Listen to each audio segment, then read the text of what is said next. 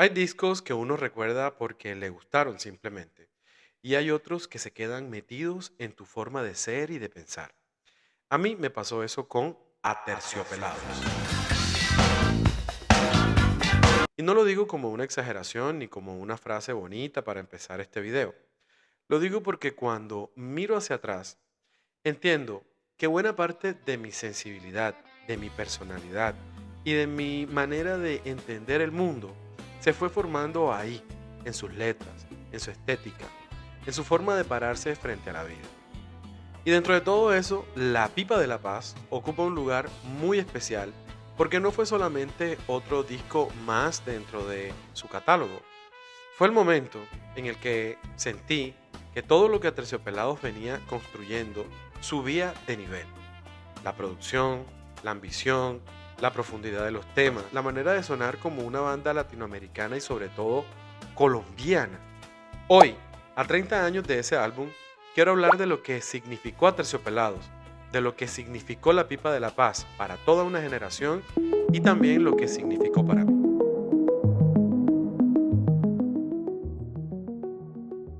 Mi relación con los Aterciopelados es total. Comencé escuchando El Dorado y así compré todos sus discos, creo que hasta el Oye. Después vino la era de la música digital, obviamente ahí dejé de comprar discos, pero ese recorrido que puede parecer simplemente una historia de escucha, para mí fue mucho más que eso, porque para mí eso fue, digamos, formación. Antes yo tenía una distancia muy fuerte con lo local. Rechazaba buena parte de lo que sonaba a mi alrededor.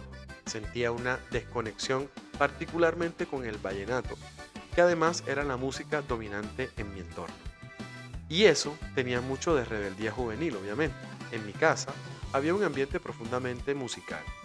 Mi papá tenía o tiene una colección gigante de vinilos donde obviamente prima el vallenato, pero también hay música colombiana, música latinoamericana y con algunas pocas excepciones extranjeras como Nat King Cole. Entonces parte de mi rechazo venía de ahí, de querer distanciarme, de marcar una diferencia con el mundo sonoro de mis padres.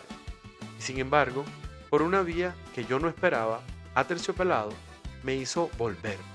Me ayudó a reconciliarme con Colombia, con esa idea de patria, con el sentido de pertenencia a un territorio.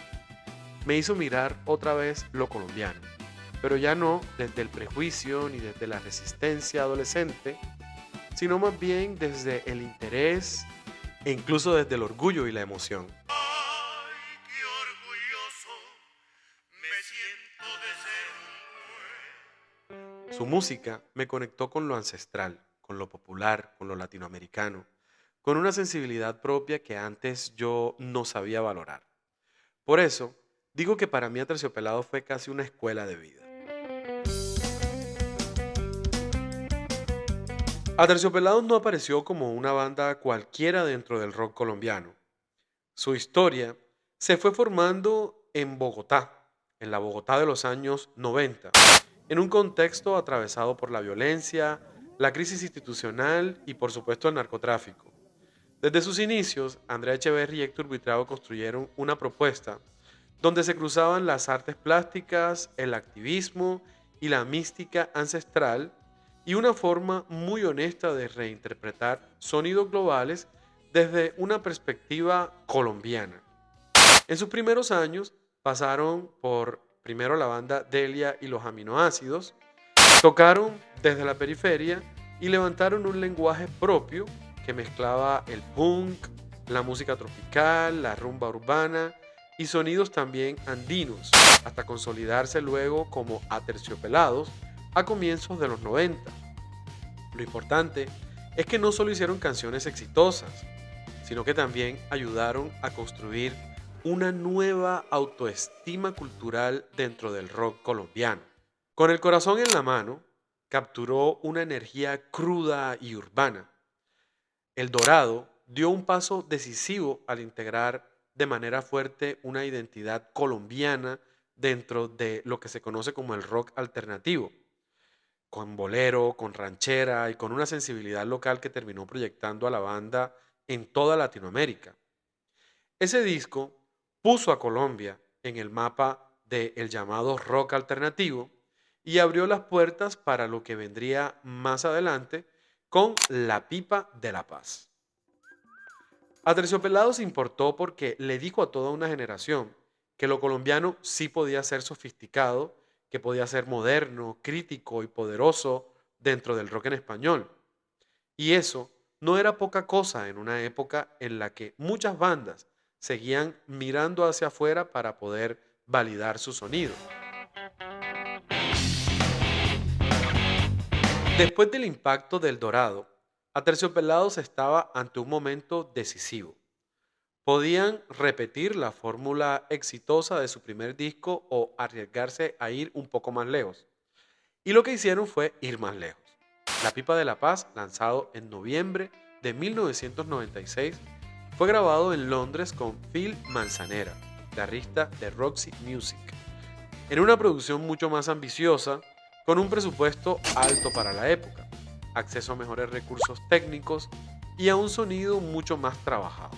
El resultado fue un álbum más pulido, más amplio en sus texturas, más cuidado en sus arreglos y más maduro en su escritura. La producción de Manzanera ayudó a llevar la propuesta a una claridad sónica superior donde cada instrumento encuentra su lugar, desde la balalaica hasta el acordeón, y donde la banda logró trascender el mercado local con una sonoridad mucho más sólida.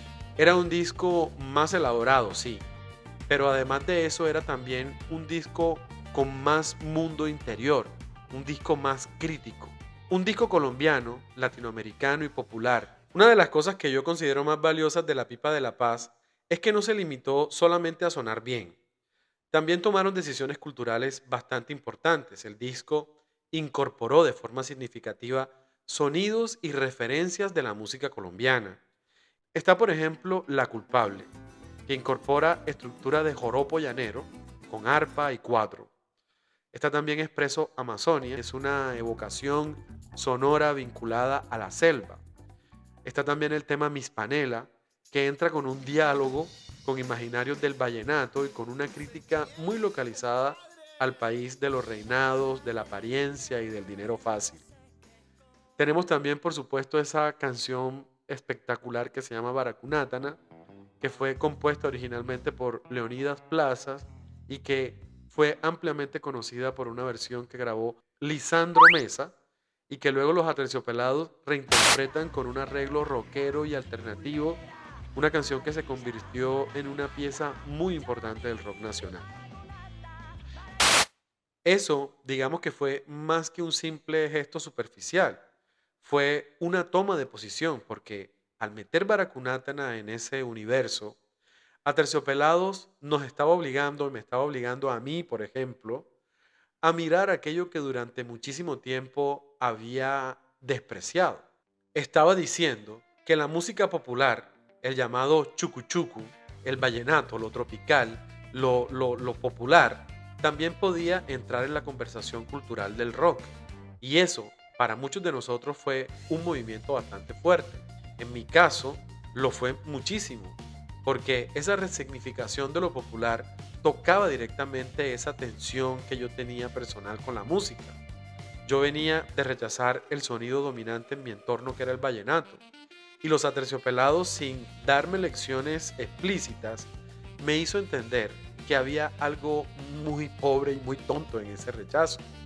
Me hizo ver que uno también puede encontrar inteligencia, identidad, emoción en aquello que había aprendido a menospreciar.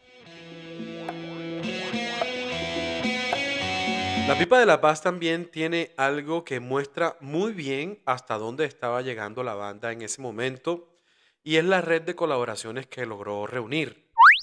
Enrique Bunbury aparece aportando voces en canciones como A quemarropa y Te juro que no, una presencia que reforzaba la conexión del disco con la escena iberoamericana y ampliaba su proyección en países como España, México y en toda Latinoamérica.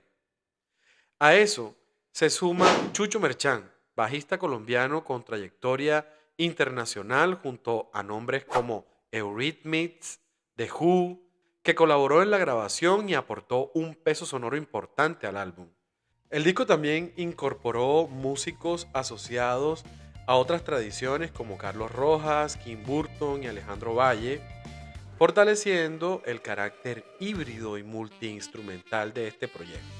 Todo eso importa porque demuestra que La Pipa de la Paz era un disco muy conectado con su contexto, pero también plenamente articulado con conversaciones más amplias del rock latinoamericano y de la música iberoamericana de los años 90.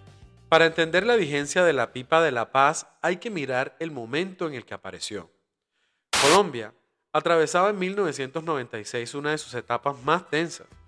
El proceso Yomil había erosionado la confianza en las instituciones. El narcotráfico seguía marcando el imaginario del país. La violencia política y armada se intensificaba. Las marchas cocaleras mostraban el abandono estatal en varias regiones y el conflicto seguía degradándose. Ese clima de desconfianza, de guerra y de crisis atraviesa la lectura del álbum de manera bastante fuerte.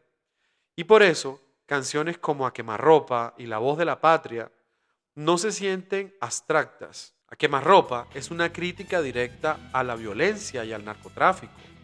Y La Voz de la Patria, digamos que funciona como una defensa de la autonomía popular en medio de un país donde el poder político y mediático intentaba moldear el sentido de la realidad.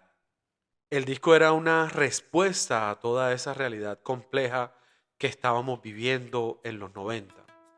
Y eso es una de las razones por las que todavía hoy se sostiene y es importante este álbum, porque muchas de esas tensiones siguen presentes en nuestro país. El machismo sigue presente, la violencia contra las mujeres sigue presente, la crisis de representación política es algo actual, la relación del país con el narcotráfico sigue dejando huella en el imaginario. Hay otro punto central del disco, su lectura de la experiencia femenina y su confrontación con el machismo. Andrea Echeverry, digamos que se convirtió en una figura pionera del feminismo en el rock latinoamericano, y La Pipa de la Paz es un álbum decisivo para entender eso.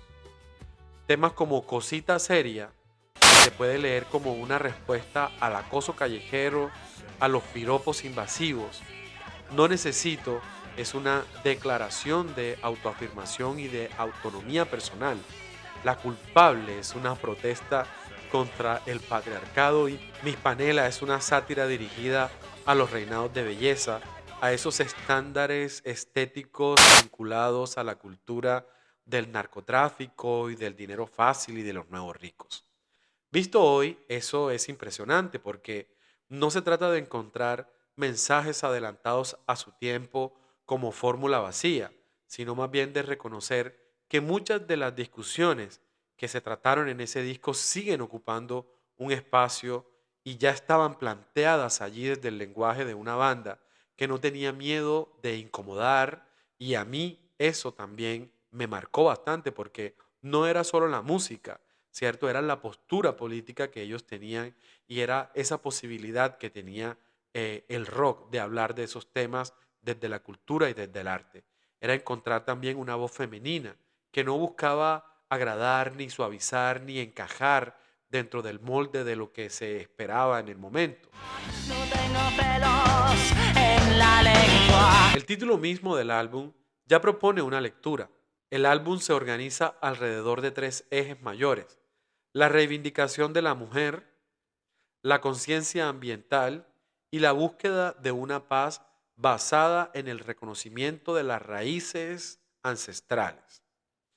La canción que da nombre al disco aparece asociada a una añoranza de paz espiritual y ancestral, no reducida a los procesos políticos contemporáneos, sino más bien vinculada a un pasado precolombino y a una dimensión más profunda del territorio y de la memoria cultural. La carátula, diseñada por Andrea Echeverry y Juan Andrés Moreno, reinterpreta el culto a las tres potencias del espiritismo venezolano, con referencias a María Lionza, el Negro Felipe y el Indio Huaycaipuro, proyectando una imagen de mestizaje, de espiritualidad continental y de poder femenino. Esa dimensión visual no está separada del disco, hace parte de su sentido y de su identidad, y allí vuelvo a algo muy personal. Aterciopelados me enseñó a sentir que Colombia no era solamente el país que aparecía resumido en la violencia, en la vergüenza o en la caricatura. También podía ser memoria, mezcla, raíz, imaginación, crítica, belleza popular, territorio simbólico. Esa reconexión para mí no vino por un discurso patriótico convencional, no vino de los políticos, vino de la música, del rock alternativo. 30 años después, La Pipa de la Paz sigue siendo un disco vigente, no porque quedó atrapado en la coyuntura que lo vio nacer. La atravesó, sí, pero también construyó una lectura más amplia sobre el país y sobre América Latina. El álbum unió feminismo, crítica cultural, violencia, política, defensa de la naturaleza, herencia indígena, resignificación de lo popular y una identidad colombiana compleja, sin simplificaciones, y además lo hizo con canciones memorables, con ambición estética y con una producción que expandió el alcance de la banda. No por nada fue una obra clave en la consolidación internacional de los Aterciopelados, con nominación al Grammy y una recepción y una crítica comercial bastante fuerte, que incluso hoy, en 2026, sigue siendo motivo de celebración. Yo no puedo hablar de La Pipa de la Paz como quien comenta un clásico desde afuera. Yo lo hablo desde un vínculo personal bastante profundo y fuerte, porque Aterciopelados a mí me encanta su música, pero además de ese gusto, también fue para mí una escuela. Digamos que Aterciopelados me formó, me ayudó a pensar, me ayudó a sentir, a cuestionarme, a volver sobre mi relación con Colombia, sobre mi relación con la música popular, con lo latinoamericano, con una parte de mí que estaba ahí y que todavía no sabía entender todo eso. Por eso cuando vuelvo a este disco no vuelvo solo a unas canciones, vuelvo a toda una época, a una manera de entender el arte y a una lección que sigo sintiendo vigente. Que la música también puede enseñar a mirar mejor el lugar del que uno viene. Y eso al menos para mí hizo Aterciopelados y eso hizo La Pipa de la Paz. Sí, señora. Gracias a todas y a todos por quedarse hasta el final del video. Gracias a todas y a todos por verme y dar like. Déjame mensajes en los comentarios. Nos vemos en el próximo programa.